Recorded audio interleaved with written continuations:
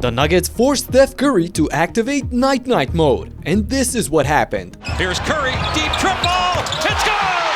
We're tied again! Curry and Gordon put up monster numbers in the Bay Area spectacle, and the finals rematch totally exceeded our expectations. Pulls back, puts up the jumper, puts it in!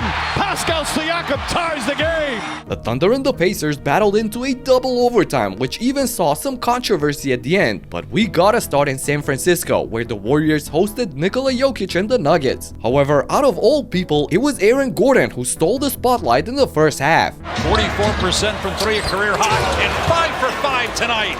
Horford spent the last 4 years with the Celtics. Aaron Gordon again, 7 of 7 from behind the arc. AG pulled out his best Curry impersonation and casually drained all 7 of his shots from downtown, putting the Nuggets up by 14 late in the second quarter. But they were careless on the other end to allow 3 quick buckets in transition. They acquired Jimmy Butler. They were the #1 defensive team in the NBA last year.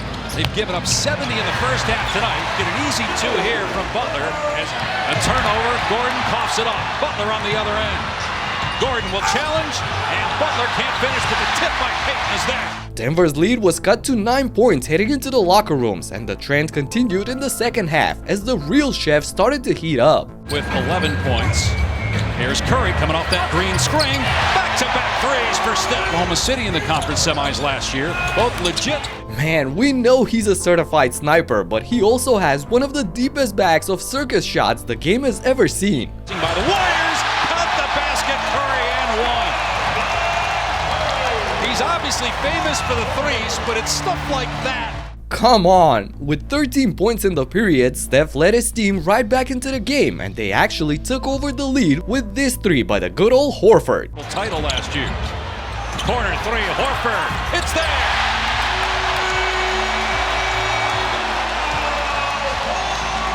Big Al fits perfectly in the roster, and judging only by these 2 games so far, they have all the right pieces they need to go deep into the playoffs. They just need to stay healthy. Regardless, the Nuggets got right back on top thanks to this guy right here. And the pass inside to Gordon. Guys on the low side. Nice pass, Murray. Valanciunas, extra pass. Gordon hits another 3.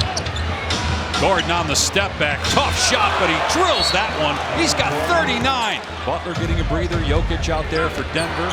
And here's Gordon going to work. Scores inside and a foul. Aaron went berserk last night. Whether it was him catching lobs, shooting threes, swishing fadeaways, or muscling his way to the rim, it seemed so natural to him. And just like that, he got Denver up by 9 points again. But he wasn't the only one in the mood for doing special things. Drives, hangs, and finishes.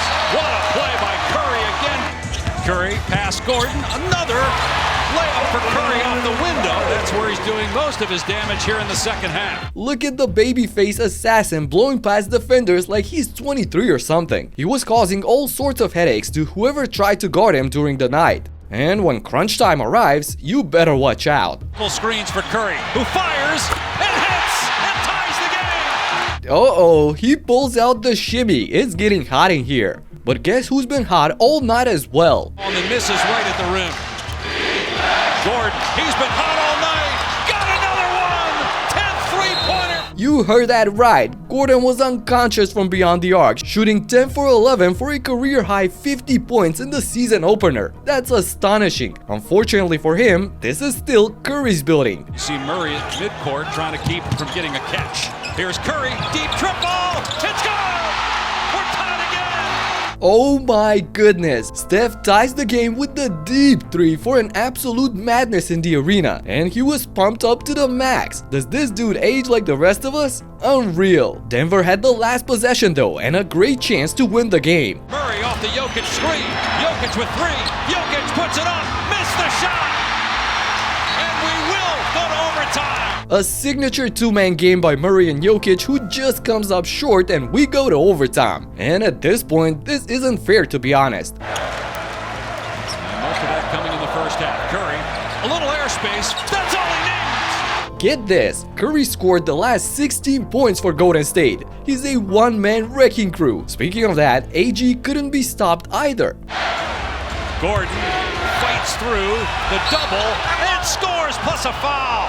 Gordon played his heart out for Denver just to keep them in the game. On the contrary, the Joker struggled mightily in this one, at least for his standards. Put aside the triple-double, he shot just 8 of 23 from the field for a total of 21 points. Jokic, blocked by Kuminga. And when you miss the opportunity to convert on 2 straight occasions in the clutch, the punishment is set to arrive.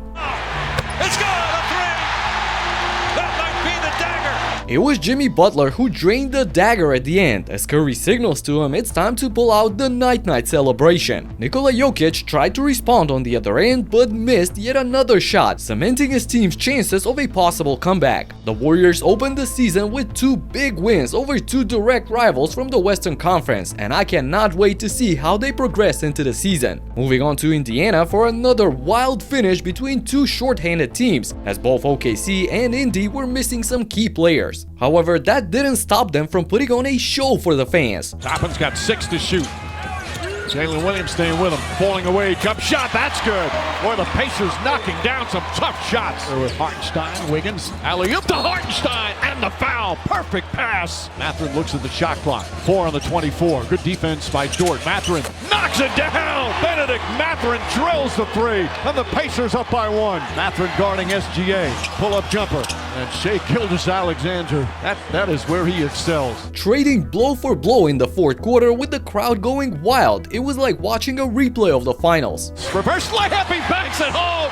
Jarris Walker, sensational play. Walker puts the Pacers up by 1 with a minute to go, but fouls Holmgren on the other end, who stays cool on the foul line and retakes the lead for OKC. Down by 1 with 20 seconds to go, Indy goes to their best player. Siakam, 3-pointer.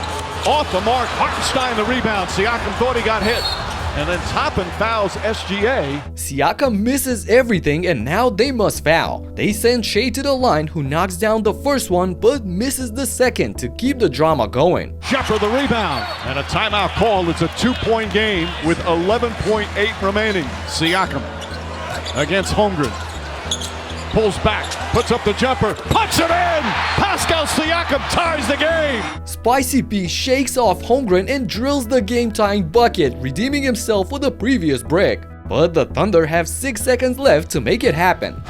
Gilgeous-Alexander, here comes a double team, puts it up, way off, ball batted around, overtime! Good defense by Indy, double teaming Shai up top, and his shot comes up short, and we're in for another overtime. Let's go! With J-Dub on the bench as well as Cason Wallace and Isaiah Joe, SGA needed a scoring partner to help him out in the clutch, and he found one in AJ Mitchell. Mitchell the drive, gets inside, layup, it's good, and a foul! AJ Mitchell does it again! The sophomore Mitchell with another great game, putting up 26 points and 4 assists off the bench, and he kept his nerves cool late in the extra period from the free throw line as well. And when winning time comes, you know who's got the ball. Gilgeous-Alexander has it, Mathurin picks him up. Gilgeous-Alexander pulls up, jump shot is good, rattles it home. Cold-blooded. Alexander hits the jumper over Mathurin to give his team a 2-point lead, but then doesn't waste time at all to square things up again. Mathurin drives on SGA, leans in, layup, got it! Tied again! Man, that was a lightning-quick move by Ben for his 36th point of the night. With the clock ticking, Shai is presented with another chance to win the game. Into the hands of the MVP. Drives on Mathurin, puts it up off the glass, won't go. Batted around Holmgren.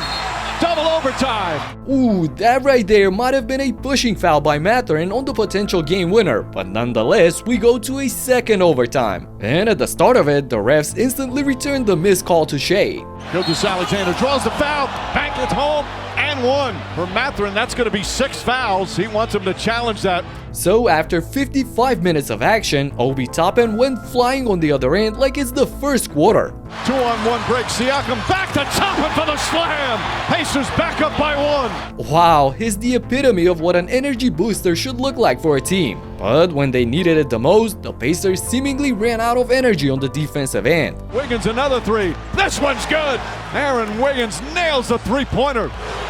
2-point lead for the Thunder.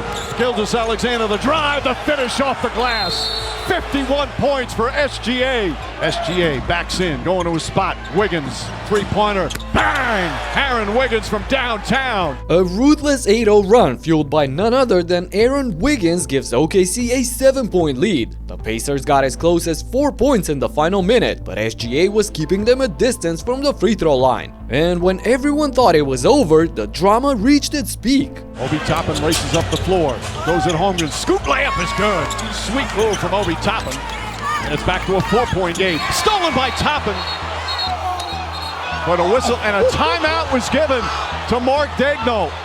Oh, Rick Carlisle is upset. The Pacer fans furious. What is happening? How can you call a timeout after a live ball? Toppin obviously stole the inbounds, and afterwards we hear the whistle by the ref signaling for an OKC timeout. This is absurd. I'm not saying that would have won the game, but they definitely robbed them from trying to do so. At the end, SGA put a stamp on the win with 55 points, 23 of them coming from the charity stripe. So yeah, that's a wrap on day 3 of the new NBA season, and we witnessed 3 overtime thrillers already. But if you thought that was wild, you won't believe the performance Wemby put up yesterday. I broke down everything in this video right here, so check it out and talk to you in the next one. Peace out.